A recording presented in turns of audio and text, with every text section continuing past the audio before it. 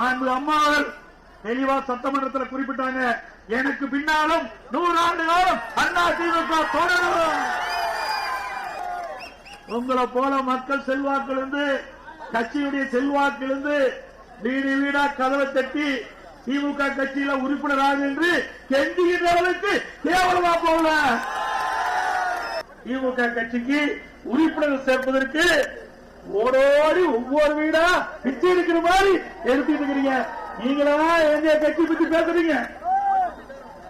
இப்போ வீடு வீடா உனக்கு கொண்டாந்து கொடுத்துட்டு இருக்காங்க. உங்களுடன் ஸ்டாலின் மக்களை ஏமாற்றுவதற்கு சரி இதுல நிறைய கொடுத்துருக்காங்க. நீங்க பாத்தீங்கன்னா குடிநீர் அடிப்படை வசதி, பிறப்பு சான்று, இறப்பு சான்று, ஆதார் சாக்கடை, இப்படி சொத்து வரி. இத்தனை நாள 4 வருஷம் எங்க போன?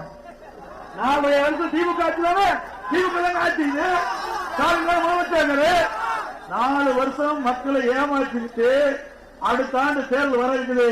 தேர்தலை மையமா வச்சு இப்படி ஒரு விளம்பர தாள வச்சு அரசாங்கத்தின் சார்பா அரசாங்கத்தை பணத்தை வச்சு இவருடைய கட்சி வளர்க்கறதுக்கு உங்களோட ஸ்டாலின். உங்களில் ஒருவனான எடப்பாடி பழனிசாமி பேசுகிறேன்.